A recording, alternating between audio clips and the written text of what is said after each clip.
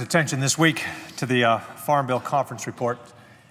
My thoughts turn to the Wild West to put its provisions in context.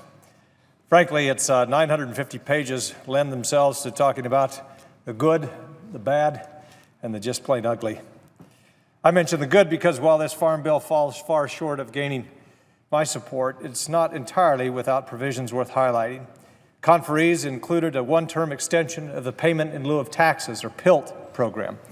That gives temporary predictability, at least, for counties with low tax bases due to federal land ownership, and provides Congress with time to chart a long-term solution in this regard. In addition, the bill authorizes permanently the Stewardship Contracting Authority. This is a critical land management tool that allows us to proactively reduce the risk of catastrophic wildfires. It's one that I've long called for. While reforms to the liability requirements are also included, the report fails to include necessary flexibility on cancellation ceilings, and that's something that I'll continue to work on in the future. Sadly, when it comes to the bad, there's not enough time to list all the items in the report that should make any lawmaker cringe who is concerned about our crushing national debt or those of us trying to reform agricultural policy. Rather than truthfully trimming the already generous agricultural safety net, taxpayers should prepare for yet another round of entirely new alphabet soup subsidy programs.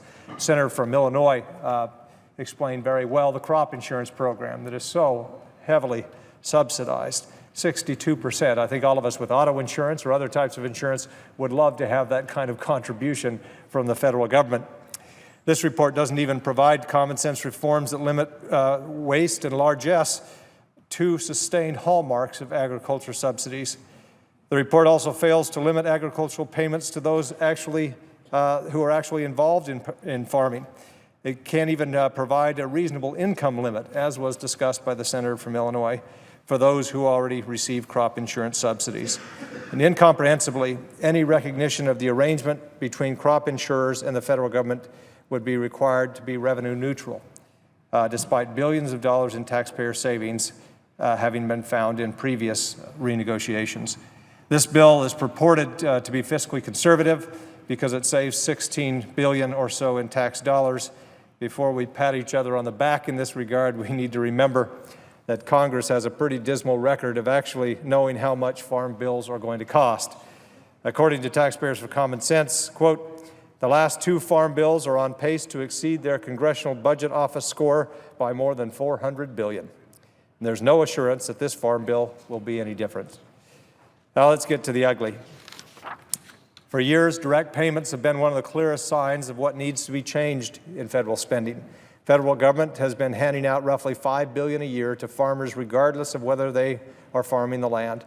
I want to pay tribute to the senator from Michigan who has fought to end these direct payments, and the Senate did a pretty good job there, but the House did not. I myself have long sought to end these direct payments. I was encouraged with the Senate action to end these payments outright. But despite our fiscal situation, the best we could get in the House was allowing direct payments to continue, albeit slightly reduced for cotton for 2014 and 2015. This conference report purports to end direct payments, but ends them in name only for cotton. Let's be clear, it simply renames direct payments for cotton for 2 years. They'll now be called transition payments. Cotton growers will continue to receive payments until, wait for it, the other new subsidy programs created in this report come online. Perhaps instead of Western movies, I should have conjured up images of Shakespeare to describe this fiscal tragedy. A government-funded handout by another name is still a government-funded handout.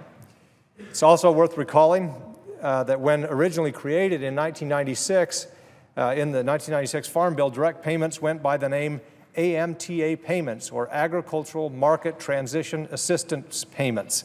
It would appear that for some commodities, there will always be a transition for something or from something to something else that will result in a taxpayer-funded handout.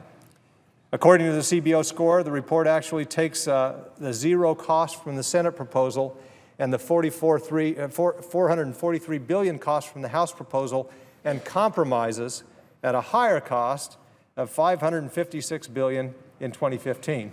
That's some compromise to go well above both the House and the Senate numbers. While the 10-year score for the transition payments in the report is lower than the House proposal, the first-year costs are actually higher. It is at this point that one can simply stop being surprised at what will happen when it comes to farm subsidies. Sadly, rather than a blockbuster of fiscal sanity, taxpayers are going to be saddled with what looks like to be another rerun of missed opportunities to reform federal agricultural policy. Though livestock groups have decried the absence of fixes and ongoing regulatory problems, and fiscal conservatives are chafing at the continued waste in this spending in this report is still likely to be adopted.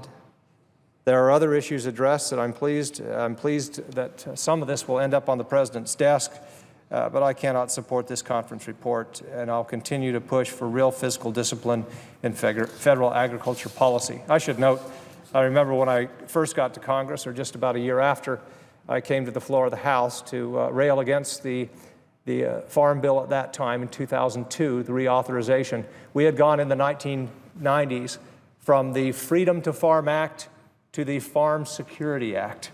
Now, for those of us conservatives who talk about moving from freedom to security and all that means, that was actually in the title of the bill, and we haven't improved much since that time. That was more than a decade ago, and I have to say that we should have made progress that is simply not made in this bill. With that, Mr. President, I yield the floor.